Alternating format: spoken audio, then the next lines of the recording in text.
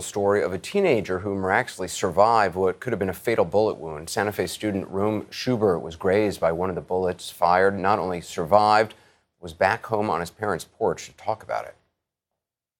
It went in through the back of my head, just right, like kind of in the middle of the back of my head, and then came out right here.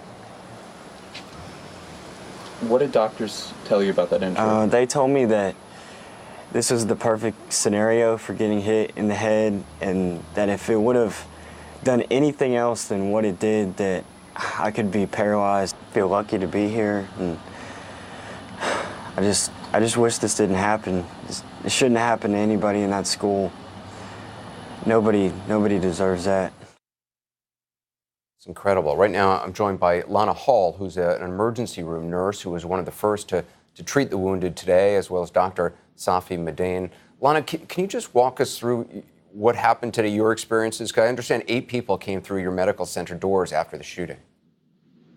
Yes, sir. So shortly after we started our day, we were going through our normal routine of rounding on our patients, kind of stocking the rooms, getting them prepped for just the normal day-to-day ER. We got a call that there were people responding to the scene with an active shooter. Didn't actually get what was coming in as of that point, but we knew we needed to be prepared. Spoke with our leaders, the doctor that was on, Dr. Noye. At that time, he was there and kind of prompted the trauma team. He got all the trauma people involved. We started contacting blood bank. We called a nursing huddle for all the ER staff that was there. Kind of went into a Plan B mass casualty mode. Assigned people to trauma teams, trauma rooms, had everybody's role lined out prior to people arriving. We got the first wave of patients. It was 3 incoming, all gunshot wounds, 1 potentially really serious. The other ones were still had the potential, but we didn't know as exactly what type of gun or anything at this point.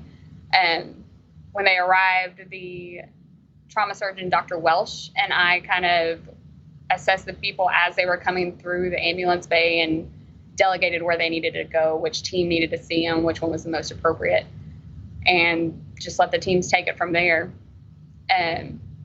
First wave went through, our people stabilized them, downgraded them to other rooms, to the back of the nurses station to kind of declutter, and we're ready to roll with the next wave that came in. And Lana, how are the patients doing tonight? Well, I'm pleased to say everybody that came through here is doing well at this time. And we have one that's still a little critical, but she was able to come out of surgery. So we're happy for that. We were able to discharge 6 of the 8 that came in within about an hour or 2 from their arrival. And Dr. Madain, your hospital, it's a level 2 trauma center. I mean, did you ever imagine that you would have to handle something like this with this amount of people? Absolutely. I mean, we never want to have another school shooting, but level 2 trauma centers are well equipped, just as equipped as level 1s, to handle mass casualties and pretty much any trauma that comes through.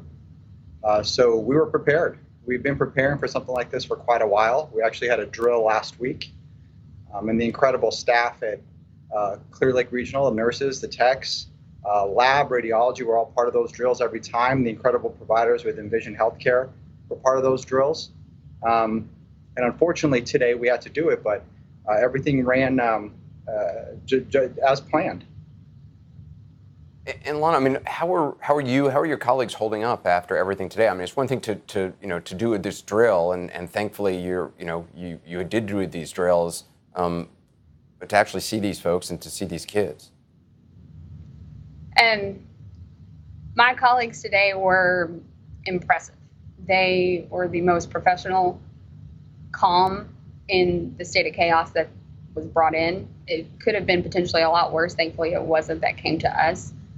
But they were amazing and held their composure, treated everybody with empathy, got them in and out, stabilized quickly. They're just amazing.